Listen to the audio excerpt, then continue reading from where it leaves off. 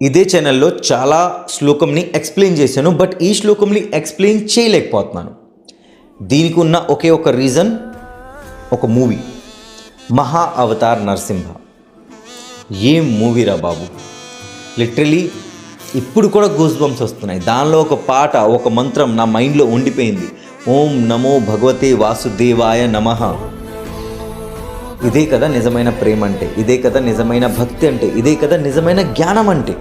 Bhagavad Gita chapter 8 శ్లోకం number 11లో శ్రీకృష్ణుడు అర్జున్ చెప్తున్నారు, పార్థ, ఈ లోకంలో ఒక మనిషి జీవితంకి ఒక లక్ష్యం ఉంది, ఒక కారణం ఉంది. ఆ కారణం ఏమంచో జ్ఞానంని పొందడం, జ్ఞానంతో బతకడం, అదే జ్ఞానంని అందరినీ నేర్పించడం. బట్ మనం అదే జ్ఞానంని ఒక వ్యాపారంలాగా అమ్మేస్తున్నాం ఈ రోజుల్లో. టు బి వెరీ ఆనెస్ట్, ఈ రోజుల్లో మనం అమ్మే జ్ఞానం కూడా నిజమైన జ్ఞానం కాదు. అందుకే ఒక రోజు ఒక పిల్లోడు జ్ఞానం కోసం వెతికాడు, సిటీకి వెళ్ళాడు. అక్కడ మనుషులు స్కూల్కి వెళ్ళు, కాలేజ్కి వెళ్ళు అన్నారు. దాని తర్వాత టౌన్కి వెళ్ళాడు.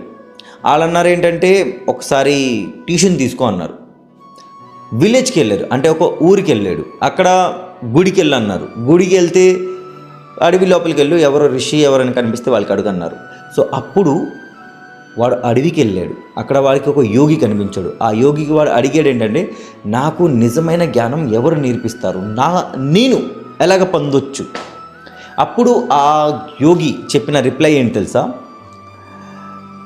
జ్ఞానం అంటేనే దేవుడు, దేవుడు అంటేనే జ్ఞానం. అలాంటి జ్ఞానంని పొందాలంటే దేవుడు మాత్రమే నేర్పించగలడు. అలాంటి జ్ఞానంని దేవుడి దగ్గర నేర్చుకోవాలంటే మనం దేవుడికి దగ్గర అవ్వాలి. అలాంటి దేవుణ్ణి మన దగ్గర తెచ్చుకోవాలి. తెలుసు, అర్థం అవ్వడం కష్టమే, బట్ ఇదే నిజం.